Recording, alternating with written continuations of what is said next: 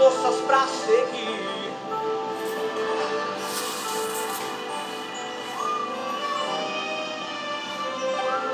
Me disseram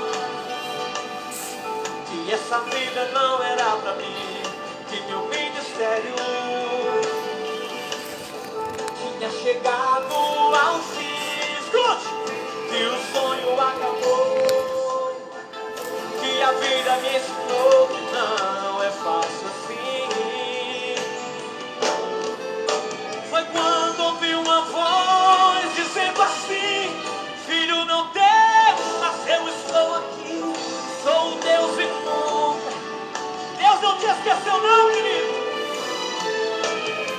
Se for preciso, muda a história pra te abençoar. Seca o oceano pra você passar. Sou Deus da sua vida. O mundo dá volta, quem te viu chorando vai me ver. O mundo dá volta, quem te viu no chão vai escatear. O mundo dá volta, os seus inimigos não vão me entender. Não vão te procurar, não vão acreditar o que Deus. São Luís. O mundo dá volta, quem te viu chorando vai te ver. Recebe em nome de Jesus.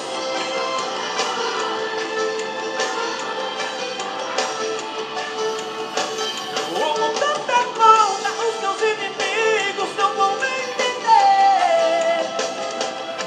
Não vão te procurar, não vão acreditar o que Deus fez na sua vida. Eita, São Luís! Banda Som de Louvor.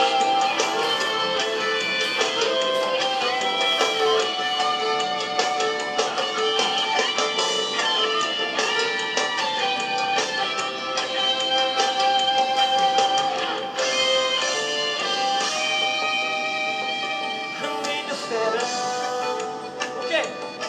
Que essa vida não era. De o quê? Tinha chegado ao fim, que o sonho acabou, que a vida me ensinou que não. Foi quando ouvi uma voz que eu vi. Sou um Deus e nunca te esqueci. Se for preciso, muda a história pra te abençoar. Seca o oceano pra você baixar, pra provar que sou Deus da sua vida. O mundo dá volta, quem te viu chorando vai te ver.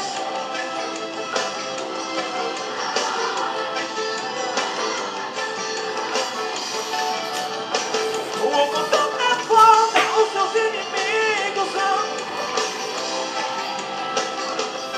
vão te procurar, não vão. E o povo de Deus canta o quê? O mundo dá volta, o mundo dá volta, quem te viu.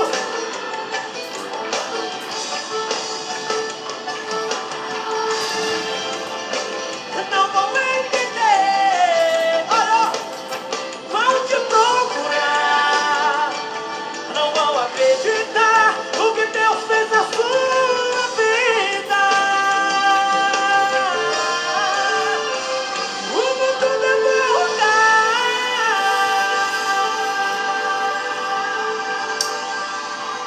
Muito bem, banda Som e Louvor, cantando ao vivo em São Luís do Maranhão. E com essa música estamos dando início à nossa live na noite de hoje. Meus cumprimentos a todos os nossos assistentes, esse pessoal abençoado que está todas as noites, estão aí nos acompanhando nesse horário de 21 horas. E quem fala aqui é o pastor Isaías Oliveira Soares, pastor presidente da Assembleia de Deus em São Gonçalo dos Campos, do estado da Bahia, Brasil, América do Sul. Eu quero orar, mas a gente está pedindo oração sempre nessas lives.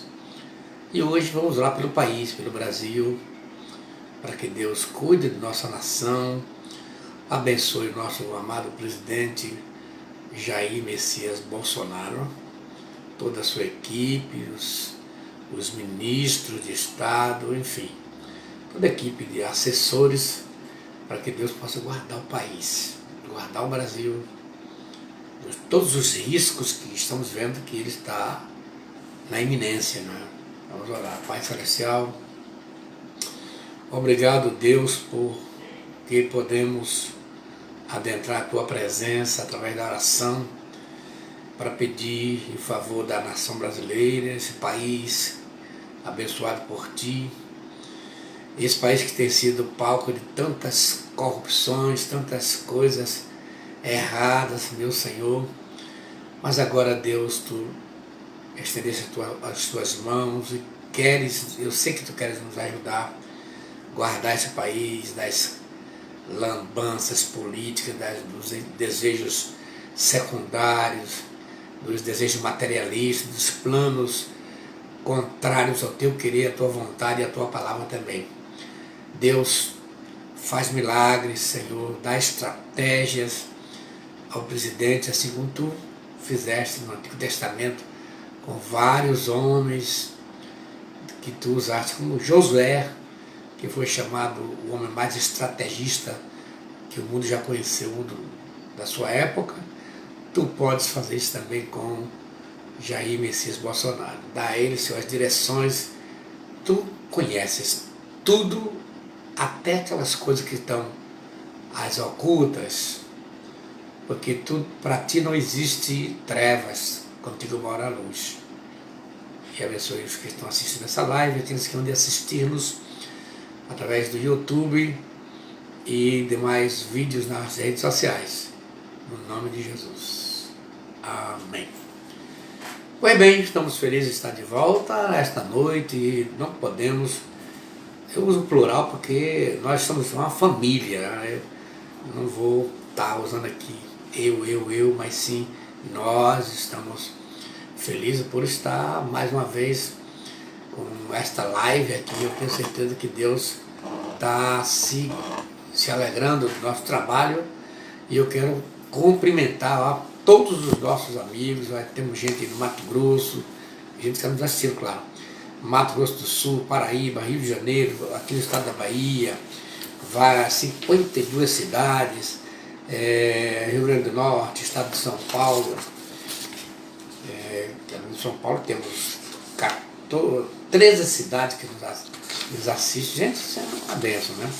E também Pernambuco, Espírito Santo, Rio Grande do Sul, Acre, Minas Gerais, Pará, Goiás, Piauí, Ceará, Distrito Federal, Paraná, Tocantins, Sergipe, Alagoas, Rondônia, Maranhão. Nesses estados, todos 22 estados, onde tem gente nos assistindo. E essas lives, Deus tem nos abençoado tão fortemente que já ultrapassou fronteiras, né? Estamos já no Portugal, estamos nos Estados Unidos, no Japão, na África, país de Angola, e aqui na Argentina, América do Sul, Argentina, Chile e Equador. Para este pueblo de língua espanhola, eu quero dizer-lhe que Deus os bendiga, muitas graças por sua assistência e que Deus pueda recompensar com todas as bendições del cielo a todos vocês que estão sempre aí a nos assistir. Deus lhes bendiga, muitas graças. El pueblo de língua inglesa, thank you very much, all the English people who is seeing just moment. Pois bem, agora vamos falar sobre a Igreja dos Excluídos. Quem faz parte dela e onde congrega? Existe, pastor, igreja dos excluídos? Sim, vamos ver aqui. E tem tantas igrejas, igreja do Puleiro dos Anjos, igreja Choro de Cristo, Manto de Cristo, tem tanta igreja que só mesma graça, né? E, portanto, tem também a igreja dos excluídos, vamos ver aqui. E o texto que escolhi para esta live está em 2 Timóteo capítulo 4, verso 10, que diz: porque Demas me desamparou, amando o presente século, e foi para a Tessalônica, Crescente para a Galácia, Tito para a Damácia. E 2 Pedro 2, 20 a 22, portanto, aqueles que chegaram a conhecer o nosso Senhor e Salvador Jesus Cristo, e que escaparam das imoralidades do mundo, mas depois foram agarrados e dominados por elas, ficam no fim em pior situação do que o começo, pois teria sido muito melhor que eles nunca tivessem conhecido o caminho certo do que, depois de conhecerem, voltaram atrás e se afastaram do mandamento sagrado que receberam.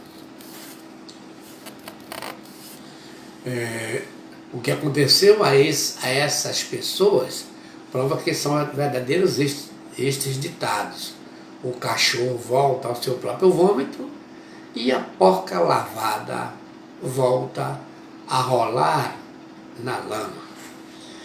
Bem, gente desviada sempre teve, sempre tem e sempre terá. A gente não pode nem questionar, porque a vida cristã é aquela vida rotativa, né? E sempre, e não é coisa nova não. Ó. Pedro, o apóstolo de Jesus Cristo, está mencionando aí esse caso de desvio. Então vamos ver aqui. Como o título é a Igreja dos Excluídos, eu vou traduzir a palavra excluído para vocês terem ideia. Né?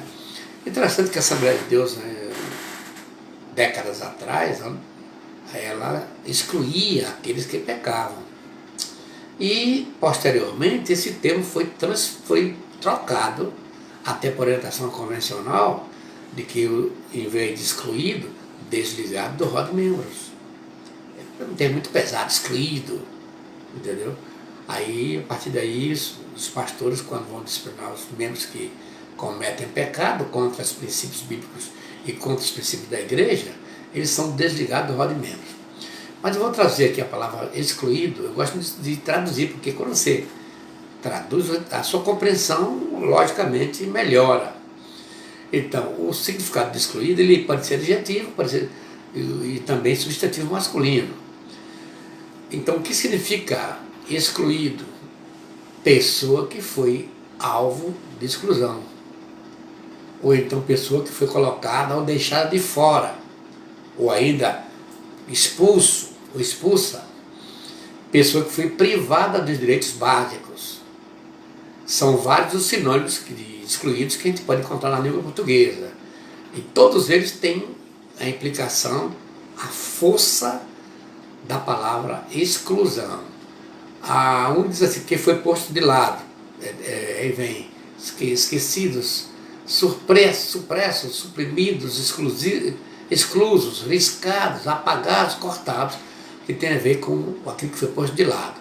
Também tem desprezados, preteridos, postergados, tirados, propostos, separados, afastados, retirados, desviados, ou mesmo que tem o significado de posto para fora. E ainda tem escorraçados, repulsos, abandonados, repelidos, expulsos, corridos, barrados, banidos, proscritos, recusados e isolados. Esses todos também são sinônimos e têm a ver com aquilo que foi privado de algo. E finalmente, despojados, privados, o que foi excetuado. Então, todas as palavras podem ter a ideia de que é uma pessoa excluída. Vamos ver aqui os dados estatísticos, que eu estou pegando aqui os dados estatísticos do IBGE, para você poder entender quem é ou quem são os membros, ou o que significa a igreja excluída. Não é? Se compararmos os dados estatísticos, eu vou falar com estatística agora, que se declaram evangélicos nos dados do censo do IBGE, com as estatísticas das igrejas, veremos que a maior denominação evangélica do Brasil é a Igreja dos Excluídos. Presta atenção nisso aqui, gente. Só na Assembleia de Deus, segundo dados estatísticos que nos foram apresentados pelo saudoso pastor Valdir Bícego, ele já não está entre nós, já descansa no Senhor. O Valdir Bícego, ele foi, por ocasião do lançamento do projeto da década da colheita, em 1990, ele nos colocou uma estatística bastante vexatória. A Assembleia de Deus é campeã em perder membros. Isso daqui dói, não é? Segundo a estatística apresentada na época, de 100 pessoas que se convertem na Assembleia de Deus, só 10 ficam na igreja. Olha bem isso aqui, gente. Dessas 10 que ficaram na igreja, somente 5 pedem o batismo nas águas. Dessas 5 que pedem o batismo nas águas, só 3 permanecem depois de 2 anos. Olha, gente, realmente, eu como assembleano de nascimento, de carteirinha, eu fico um tanto penalizado com essa estatística. Isso foi em 1990, gente. Eu acho que se essa estatística fosse feita hoje, não teria só esses índices. Pois bem, mas segundo os dados do IBGE, a perda não diz respeito somente às Assembleias de Deus, envolvem todas as denominações. Há uma multidão de ex-membros de igrejas evangélicas, e inúmeros deles escorraçados pela idiosincrasia de líderes autocráticos. Muitos têm se desviado e estatísticas mostram dados assustadores. Apenas no Brasil, entre 30 e 40 milhões de pessoas algum dia fizeram parte do rol de membros de uma igreja, mas se desviaram e hoje não estão em nenhuma denominação. Isso aqui, gente, ó, eu estou vendo que esse número aqui, 30, 40 milhões de pessoas, é mais gente do que todos os membros da Assembleia de Deus em termos nacionais. Gente, olha, 30, 40 milhões de pessoas que já pertenceram a alguma igreja, que estão hoje desviadas da igreja. Meu Deus. A informação é do pastor Sinfrônio Jardim Neto, que lidera o Ministério Jesus Não Desistiu de Você, com sede em Belo Horizonte, Minas Gerais, e que tem como visão trabalhar com as igrejas a importância de reconquista dos irmãos desviados. Um ministério muito lindo esse aqui de Sinfrônio. Como em um exército, é preciso que alguns soldados sejam preparados e capacitados para entrar no campo de batalha e resgatar os que se feriram. Exatamente. Ó. Num exército, numa guerra, vai um na frente, outros vêm aqui atrás oferecendo munição, e vem outro grupo, da Cruz Vermelha, pegando soldados feridos e cuidando dele. As nossas igrejas faltam esse grupo de gente. Lamentavelmente, precisamos de gente que possa cuidar desses feridos machucados, que vão se machucando na própria ação da obra, né? Veremos aqui agora os tipos de desviados. Tem o grupo 1 aqui. Existem aqueles que se desviam ou que ouviu um evangelho falso, que fala de Jesus, mas não ensina o que Jesus ensinou. Tem muito na igreja, mas ouviu um evangelho falso, aquele evangelho falado de qualquer jeito, né? É aquele evangelho que apresenta o Jesus para eles como se fosse uma mina de ouro.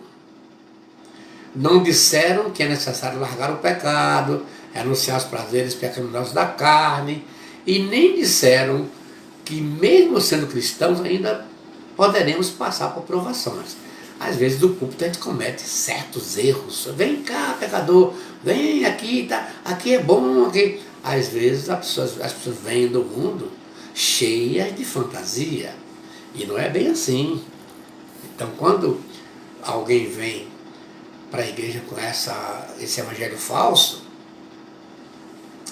ele não permanece não.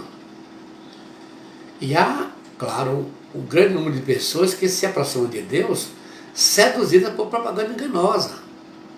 Chegam porque alguém lhes prometeu prosperidade aqui e agora, mas não perceberam as implicações do discipulado de Cristo.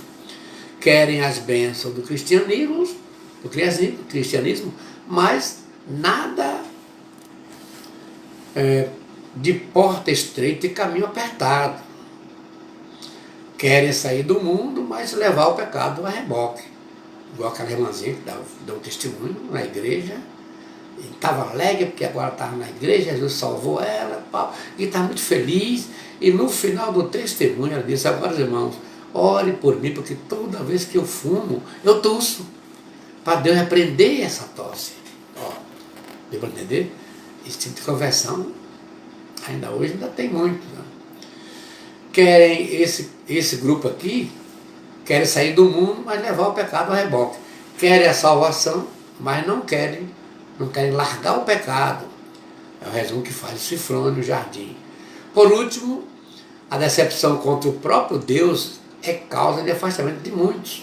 Muitos aprendem sobre Deus como Deus assim qualquer, e acaba depois ficando com ódio, até murmurando contra Deus. A pessoa é uma crente fiel e de repente alguém a quem ela ama morre. Tem gente que não tem estrutura porque acha que não ia morrer ninguém. Se converteu, mas não é bem assim. Nesse caso, se não tiver alicerce firme em Deus, ela culpa a Deus pelo infortúnio. Age como se Deus tivesse sido ingrato com ela, sempre tão fiel e, portanto, a seus olhos merecedora de recompensa. Então aquela música, se não tiver raiz, não suporta. A pessoa passa até a reclamar, a murmurar contra Deus, pelo fato de alguém ter morrido. Ele acha, ou ela acha, que por estar na igreja deveria ser recompensado com essa bênção de ninguém na sua casa morrer. Complicado, né, gente? Tem um segundo grupo aqui, segundo a Cifrone, por causa de profecias falsas. Muita gente desvia da igreja por causa dessa questão de profecias falsas. Lamentavelmente. Aliás, isso aqui não é coisa nova, não, gente. Eu estou aqui e não estou querendo criticar ninguém, não estou aqui. O meu propósito aqui é historiar aquilo que eu tenho, sou testemunho ocular. Existem muitas profecias nas igrejas que são falsas.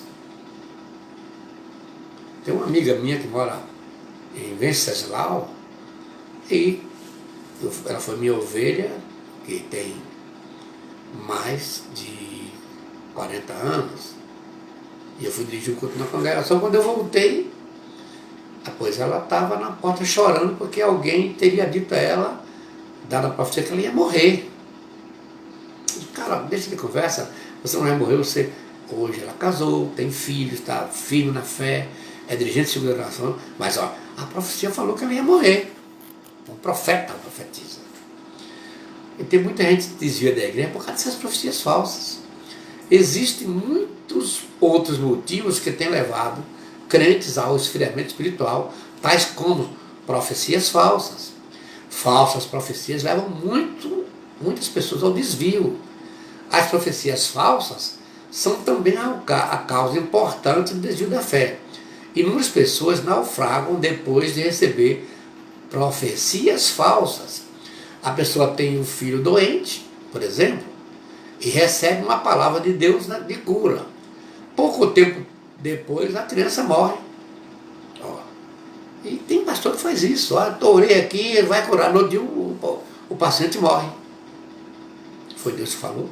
Claro que não foi. Então tem isso nas igrejas, que isso aqui levam a mulher se desviar. Ela fica desesperada pelo fato da criança morrer, mas o pastor, o profeta, A profetisa disse que a criança estava curada do dia que a criança morre. O obediente casa-se e algum tempo depois percebe que a voz não era de Deus. Quer dizer, casamento feito de profecia, eu não conheço um. Não conheço um casamento que tenha sido feito por profecia que deu certo. Se tiver, me conta aí, manda para cá uma mensagem. Eu não conheço. Entendeu? A pessoa recebe a profecia, pede para casar com fulano, com Beltrano, foi eu que escolhi. E a pessoa casa, depois, ó o desastre. Vivem como se fosse um ringue. Um tatame de UFC, de MMA. Acabam separando. Então não foi Deus. Aí ainda fica uma turma de gente dizendo: Deus não quer o divórcio. Ó. O que Deus ajuntou não separe o homem. Uma profecia falsa. Que fala para um jovem para casar com... Vamos dizer, Tereza vai casar com João. Não tem nada a ver com... Eu estou citando aqui apenas como citando. Ou então vamos, jovem X vai casar com a menina 2X. Deus quer. É uma profecia. Eles dois se casam, mas não deu certo. Foi Deus? Claro que não foi. E aí, o que Deus ajuntou não separa o homem. Foi Deus que ajuntou aí? Claro que não foi. Em vez de se decepcionar com o homem, alguns até se decepcionam com Deus. E saem da comunhão, como explica Cifrão no jardim. Um terceiro grupo aqui desvia da guerra por causa de pecado sem arrependimento. Mas ainda comete pecado. E é assim, não há escape. Pecou, vai sofrer as consequências. E muitos se desviam por não querer encarar a disciplina da igreja. Pecam, aí vão embora da igreja. Porque não quer encarar. Sabendo que ele vai ser disciplinado, vai ser excluído. Ainda mais que tem pastor que chega do púlpito e fala. Bom sinal, a nossa convenção CEADEB, presidida sabiamente pelo pastor Valdomiro Pereira da Silva, já orientou que esses casos de disciplina que o pastor tem que saber como fazer. Não deve anunciar na igreja. E seria ideal que o pastor e o membro, que tem que ser punido, tratem essa coisa, ele aplica a disciplina. Você precisa fazer esse alarde na igreja. Tem pastor que chega lá na igreja e fala com todo mundo. Aí a família do adúltero sofre, os parentes, os amigos, os filhos, a esposa. Gente, é uma coisa séria essa aqui. Então, a vida da pessoa pecou. Aí, por não querer enfrentar isso, aí abandona a igreja, vão embora. E tem aqui um quarto grupo, crentes excluídos por pequenas coisas. Isso aqui é terrível, isso aqui, gente. Grande é o número de pessoas que são excluídas por ações malvadas de pastores carrascos. Lamentavelmente, muitos pastores são revoltados por conta de sua história pessoal ou familiar, os quais se tornaram legalistas, frios e calculistas. A história faz isso, não é? Água mole, pedra dura, tanto bate até que fura. Quer dizer, o indivíduo vem de um lá, problema, se converte. E Deus, às vezes tem misericórdia, chama uma pessoa assim. Ou não foi Deus que chamou, foi o pastor. Tem a chamada divina e a chamada humana. Aí ele se torna um pastor revoltado por conta da sua história. Esses pastores chegam no púlpito, fazem uma lambança terrível, ameaça todo mundo, Deus vai matar, eu vou orar para Deus ferir. Ele se torna um ameaçador, se torna um calculista, um legalista dos púlpitos. Esbravejam a valentia dos púlpitos e as ovelhas sentem-se ameaçadas. Tem alguns que deixam de ir, até para evitar um confronto com um pastor valente dessa natureza. Eu conheço um que desceu do púlpito e pegou na gravata do diácono lá embaixo. Me respeite que eu sou pastor presidente. Meu Deus. Não quero com isso ser melhor. Tem gente que pensa, me interpreta mal. Não, eu estou aqui pedindo a Deus misericórdia para mim, para que eu nunca haja assim. Eu tenho que respeitar a ética pastoral. Eu sou um pastor, eu sou um referencial, eu tenho que ser, pelo menos. Mas não estou criticando aqui, estou dizendo que tem muita gente que sai das igrejas por conta dessa tirania pastoral, dessa forma, esse disparate comportamental de pastor. É complicado aqui, gente. Complicado. Os membros às vezes se distanciam porque vê que existe uma distância entre a Bíblia e aquilo que o pastor está sendo. Isso aqui é terrível. E muitos são excluídos por namoro com descrentes, por participar de festa de formaturas, festa de 15 anos, por participar de carreatas políticas, por andar de bermuda. Gente, isso aqui é o fim da picada, gente. Um pastor que disciplinamente, porque foi na carreata política, pelo amor de Deus, gente, é o fim da picada. Ele não pode exercer seu direito público de... Agora, ele não pode se miscuir para degenerar, escandalizar o evangelho, mas participar de uma carreata. Ele vai ser excluído? Eu conheci um que disciplinou 25. Eu trabalhei na igreja que cheguei e encontrei o povo machucado porque o pastor disciplinou 25 numa canetada só.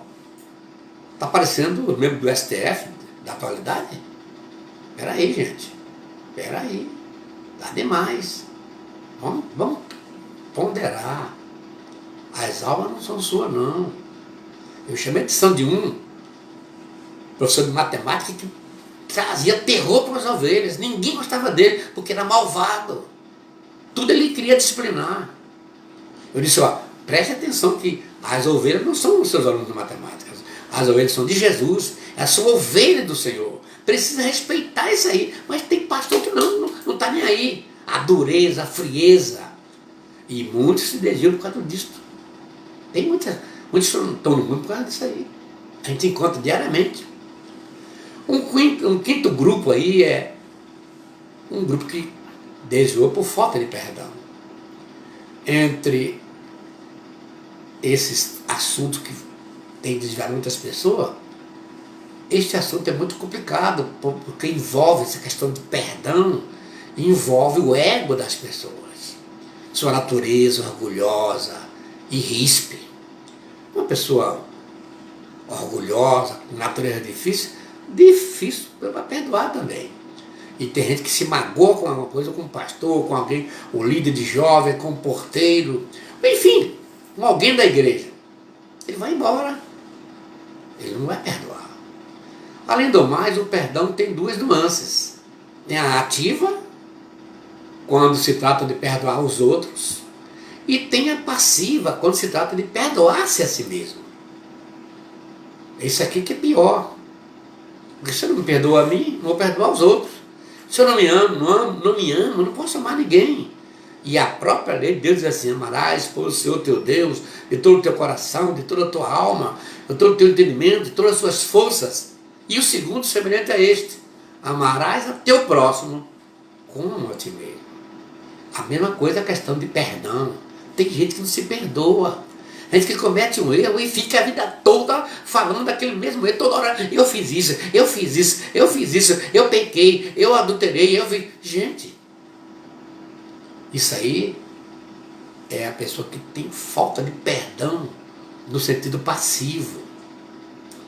E tem gente que devia da igreja, ambas as coisas, porque não quer perdoar o outro, ou não se perdoa pelas falhas que são comuns acontecerem no homem. Olha, se Deus já diz na sua palavra, Deus conhece a nossa estrutura, sabe que somos pó. Lá Ezequiel diz assim, vós sois homens, mas eu sou Deus. Mas tem crentes que não se perdoa, errou e é legalista, imagine com os outros. Uma pessoa dessa se tornando pastor, meu Deus do céu, coitado das ovelhas, coitado dos crentes que errarem. Terrível. Um sexto grupo aqui, que segundo Sinfrônio, brigas entre irmãos. Onde é que não tem briga, gente? A família estava novinha em folha, lá no Éden. Teve a briga de Caim contra Abel. E culminou com a morte de Abel. Briga entre irmãos existe. Tem muita gente que é brigona de natureza. Não tem como você impedir, não tem como você viver num canto. É igual você pensar em extinguir do mundo todas as baratas. Eu já atendi uma paciente no meu gabinete que tinha medo de barata. Fala, filha, só tem dois caminhos aqui. O caminho número 1 é mandar matar todas as baratas do mundo para você não ver uma barata. E pergunta a ela, é possível? Não, pastor. O segundo caminho é você aprender a conviver com as baratas. Ver a barata sem se lastimar. Aí a gente tem um processo terapêutico na psicanálise para fazer com que a pessoa aprenda a ver a barata sem se machucar, sem se desesperar. A mesma coisa é essa questão de brigão, pessoas brigonas. Tem gente que é brigona de natureza. Olha o caso de Jacó, tá lembrado o caso de Jacó? Jacó foi um enganador, suprador. Mas onde foi a primeira briga de Jacó? No ventre. Tem gente que já nasce programado para brigar. Briga por tudo, gente. E na igreja não falta desse tipo de gente. Chega no público, você vê gente que vai dar um testemunho brigando. Quem, irmão? Dê glória a Deus, vocês estão vendo aqui para ir. Para quê? Um culto de louvor, um culto de testemunho. Ele vai dar um testemunho. O irmão Frontal vai dar um testemunho. Ele vem. Vocês estão aqui para quê? Vem aqui para brincar? Brincar de ser crente? Ó, brigando com a igreja. Sempre há essas brigas nas igrejas, envolvendo irmãos. Eu não conto as vezes que já sentei, horas a fio, para tentar mediar, tentar monitorar a união de dois membros que estão estremecidos entre si. Eu nem conto isso aqui. Na vida pastoral tem esses lances. E tem muitos que deixam a igreja por causa disso. Tem um outro caso aqui, o 7 escândalos de líderes. É outro negócio que tem levado a muita gente deixar a igreja. Jesus disse que é inevitável que haja escândalo. Ó, gente, não adianta você querer fugir desse princípio. Foi Jesus quem disse, é inevitável que haja escândalo. O que é inevitável? Ninguém consegue impedir, ninguém consegue ter uma outra ideia. Os escândalos acontecem. E as consequências oriundas dos escândalos são incalculáveis. Especialmente quando os escândalos acontecem com os líderes. Eu já trabalhei em várias igrejas onde teve líderes que provocaram escândalos. Eles foram embora. Olha, eu vejo que na minha experiência pastoral são necessários 5 anos para aquela igreja conseguir superar aqueles fatos escandalosos ocorridos naquela igreja. Quando envolve o líder, envolve o pastor. Tive de pastorear várias igrejas, entre as 23 que já pastoreei até hoje, por onde passei, algumas delas, onde alguns dos meus antecessores tiveram problemas, de escândalos, tive de ter muita paciência. Porque você passa a ser a próxima vítima, você passa a ser, será que ele também não vai fazer igual? Isso aqui, em muitos crentes têm se desviado da igreja por conta desses erros, por conta desses escândalos cometidos por pastores. Meus irmãos, isso aqui é terrível, que Deus nos guarde. É igual quando pai e mãe erram. Isso ficam gravados na mente da criança. A criança não consegue esquecer. Se o pai e a mãe são os maiores referenciais, a mesma coisa é o pastor da igreja, é o líder. Aleluia, que Deus nos guarde, nós precisamos da misericórdia do Senhor para a gente vencer. Aleluia. Aí temos aqui outro caso aqui que o Sinfrônio cita, pastores inconsequentes. Afirmou o Sinfrônio que esse caso de inconsequente também é uma situação. Aí eu traduzi a palavra inconsequente aqui. É um adjetivo de dois gêneros, né? O adjetivo substantivo de dois gêneros, que é aquele que não mede as consequências de seus atos ou palavras. Tem pastor que não mede. Ó, são irresponsáveis, imprudentes, levianos, não mede as consequências, falam barbaridade dos púlpitos. E hoje, eu chamei a atenção de um pastor, colega, tenha cuidado com os áudios. Ele gosta muito de mandar áudios, de publicar áudios. E nesses áudios ele solta o verbo. É como dizia o pastor que eu conheço, verborréia. Verborréia é aquela junção de palavras que não vão edificar, que não traz nenhum proveito para quem fala. Ainda mais pastor. Então o Sinfrônio, pastor Sinfrônio, que é autor do livro que eu citei ali um pouco mais atrás, ele disse que às vezes as pessoas saem da igreja por conta desses pastores inconsequentes, irresponsáveis, imprudentes, levianos. As nossas ações para se resolver problemas envolvendo a igreja do Senhor devem ser com prudência. Eu sempre gosto de olhar o seguinte: um problema pequeno, se eu for resolver para fazer um grande, então eu não resolvo.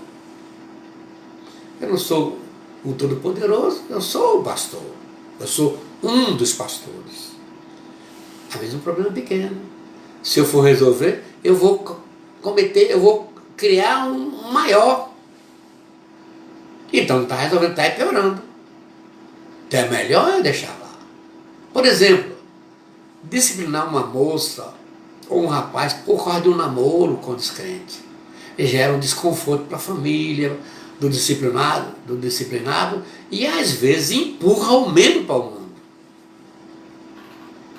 Quer dizer que o pastor Isaías não concorda que... Não é isso não. O caminho certo não é disciplinar. O correto é ganhar o rapaz, ou ganhar a moça. Eu tenho feito isso. Em vez de disciplinar a moça que está namorando com o rapaz descrente, eu vou ganhar o rapaz. Muito mais fácil, gente.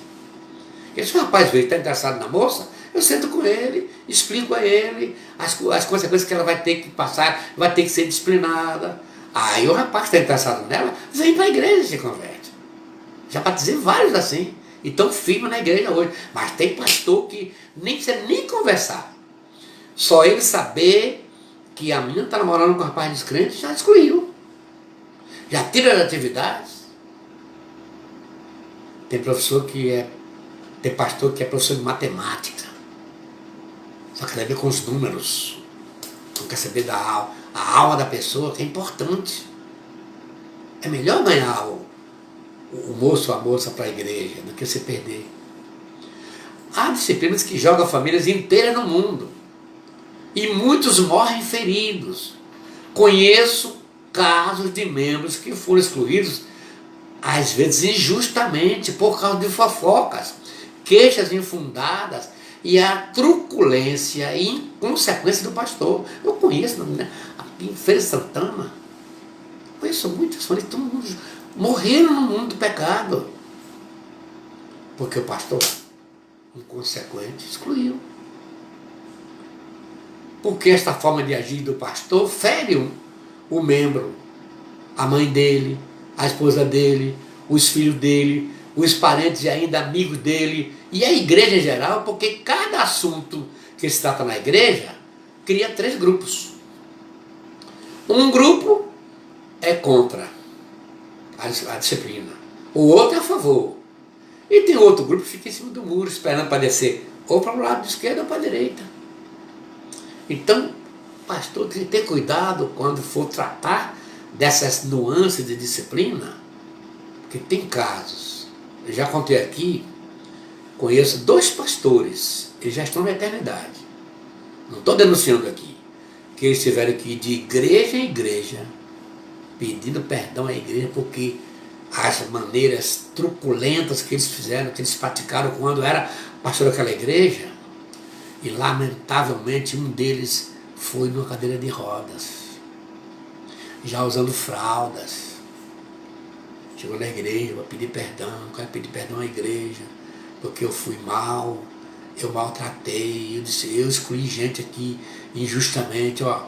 Só que 20 anos depois, as pessoas não estão mais naquela igreja, estão desviadas, alguns já até morreram. Meus irmãos, isso aqui chega o tremo.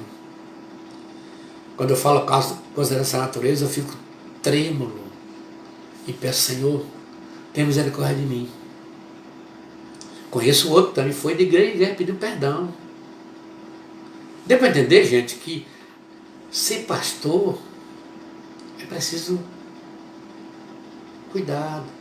Tem muitos que estão no mundo hoje por causa disso aqui.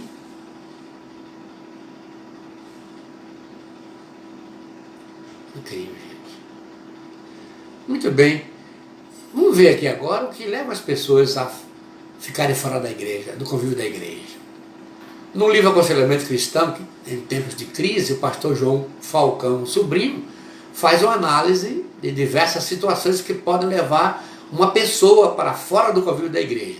Aí vem sexo, seja as drogas fazem isso, e quem usa droga não quer estar no meio dos crentes, tabagismo, ó, distúrbios na sexualidade, problemas na família, enfermidades diversas, dificuldade de relacionamento.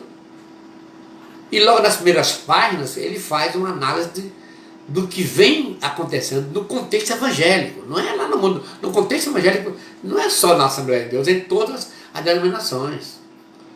O autor do Aconselhamento Cristão, em tempos de crise, ele diz que a igreja dos excluídos é essa aqui, a igreja que está fora dos templos.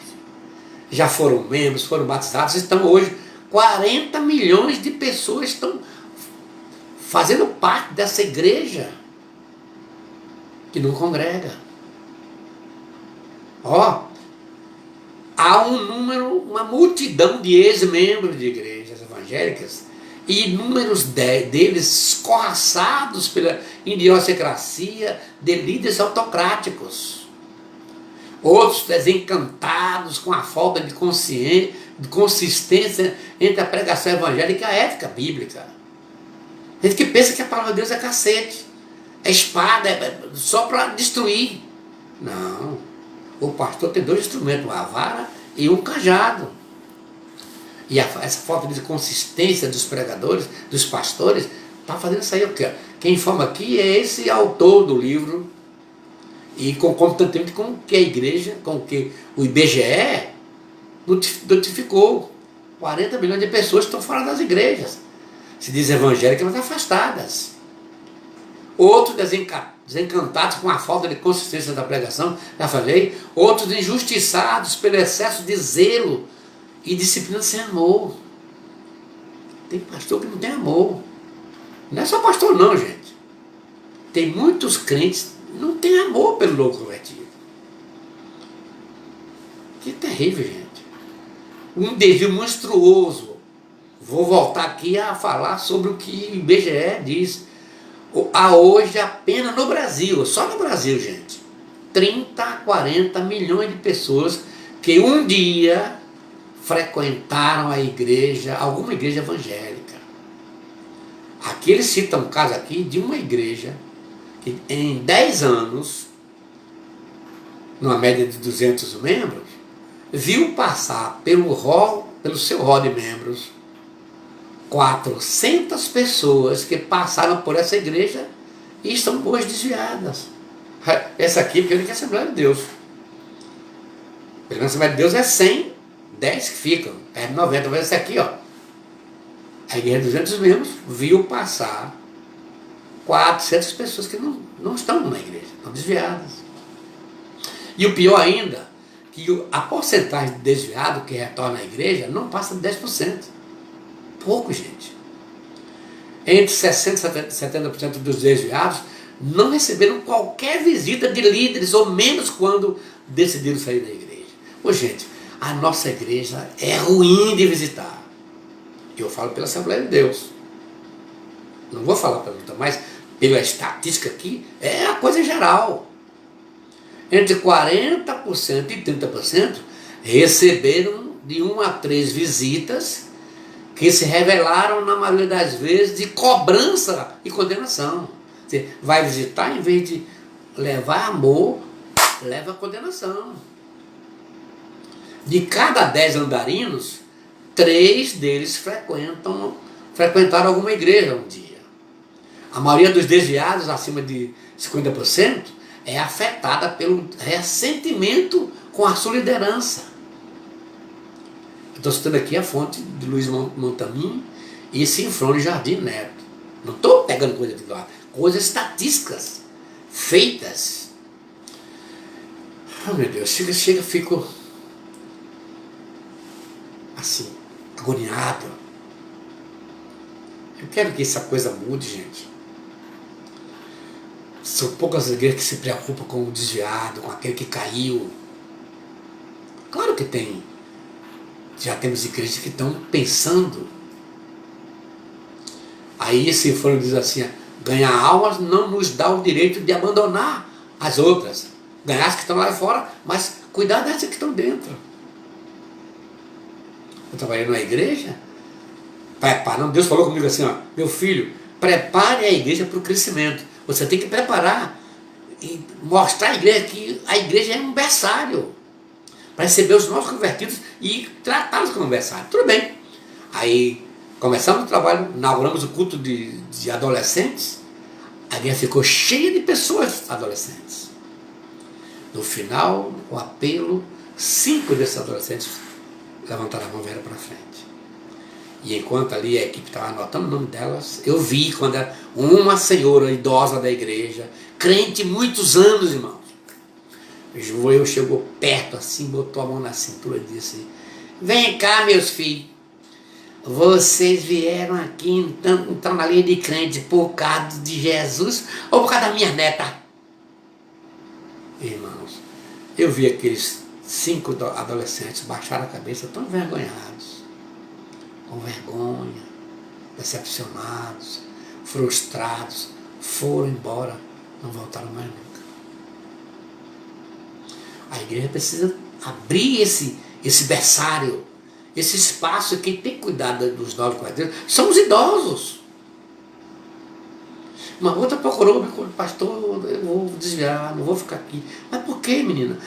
Uma irmã me disse que eu gosto de mim, eu sou bonita, mas com esse cabelo eu vou para o inferno. E uma irmã idosa, de muitos anos na igreja, de vida estruturada, que tem raízes, mas não sabe lidar com o novo convertido. Essa é a situação que estamos vivendo na nossa atualidade, lamentavelmente. Lamentavelmente.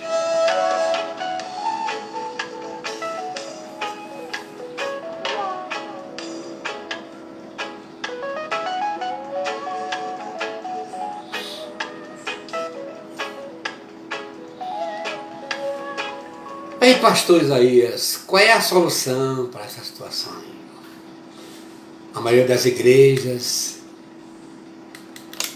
não sabe cuidar do novo convertido. Ele chega na igreja, o novo convertido chega na igreja, encontra a igreja formada por grupos fechados. Pode olhar. Grupos fechados, de convivência. E quase sempre ele não consegue um espaço entre os grupinhos da igreja. E não é coisa nova, não. A igreja mais pentecostal do Novo Testamento tinha lá grupos. Corinto. Uns é de Paulo, outros é de Apolo, outros de Cefas, outros de Jesus. 4 grupos. Isso não é coisa nova, não, é coisa antiga. E o novo convertido chegou na igreja e conta os grupinhos. E diga-se de passagem, grupos fechados. O novo convertido precisa entrar, mas não tem espaço. E sabe o que está acontecendo? Um novo convertido, quando chega na igreja, ele precisa de 6 amigos durante os 6 primeiros meses que ele está na igreja, para ele poder se firmar. E isso está acontecendo? Não. Não está acontecendo. É preciso que eu e vocês que estão me assistindo aí, criemos alternativas, grupos definidos, com variadas atividades afins, nas quais o novo convertido deve ser inserido. Os jovens, já membros, exercem funções acumuladas. Alguns fazem 3, 4 trabalhos na igreja, enquanto outros não fazem nada. A igreja se transforma na igreja de elite. Eu cheguei numa igreja e encontrei uma jovem que tinha 5 cargos. E tinha outras que não tinham nenhum. Parecia o quê? Parece que a igreja é uma igreja de elite. E o pior é que essa pessoa que exercia 5 cargos não exercia com sucesso. Porque faz 5 coisas, não vai fazer perfeito. Não precisa nem dizer que 5 pessoas trabalhando vai produzir melhor do que uma só. Claro, não precisa nem falar isso para vocês. Cada final de ano seria uma oportunidade ideal para o pastor introduzir essas mudanças. Para dar acesso, para dar oportunidade a outros. Mas tem pastor que larga o membro 15, 20 anos na mesma função. Meu Deus do céu. Agora, onde é que estão esses ex-membros? Lamentavelmente, segundo o Sinfrônio, muitos membros que eram de igrejas, ex-membros, onde é que eles estão indo parar? Tem muitos membros atrás das grades. Uma vez um delegado de polícia da cidade que eu trabalhei chamou os pastores para uma reunião e pediu que os pastores fossem dirigir culto nas cadeias. E nós fomos lá. Tem uma equipe, não muita gente, um tocador, um cantor, 2 irmãos que pudessem cantar, e fui dirigir o culto. E grande foi a minha surpresa, gente. Enquanto estava cantando, dentro da harpa, hinos avulsos, a maioria dos presos estavam cantando também com a gente. Muitos deles são desviados. Você já viu que tem gente aí, andarina, que anda nas costas com uma série de apetrechos? Eles conhecem a palavra de Deus. Alguns são desviados. Você viu um dia desse aí, um vídeo que rolou na internet, de um mendigo que chegou numa igreja e pediu para a oportunidade. E era o quê? Desviado. Deus nos abençoe, nos ajude, nos guarde. Era Jesus, deu a vida por mim, pecador. Sim, eu amo a mensagem da cruz. Até morrer eu a vou proclamar. Levarei eu também minha cruz. Vamos orar. Pai Celestial, obrigado, Senhor, porque Tu nos dás essa luz, essa possibilidade de adentrar na Tua palavra e descobrir, Senhor, essas nuances tão tristes, essas estatísticas, Senhor, de como estamos falhando, Senhor. Senhor, manda um avivamento para nossas vidas, para essas igrejas, para esses irmãos que estão nos assistindo aqui, que haja um toque de despertamento, de avivamento, para que possamos sair, Senhor, desse comodismo, possamos ir em busca daqueles que um dia pertenceram à nossa igreja, testificaram o Teu amor e hoje estão desviados, Senhor. Nos abençoe, nos guarde, tenha misericórdia de nós, Senhor. Abençoe aqueles que estão me assistindo nesse instante, em nome de Jesus. Amém. Jesus me salvou. Sim, eu amo a mensagem da cruz. Até morrer eu a vou proclamar. Levarei eu também minha cruz.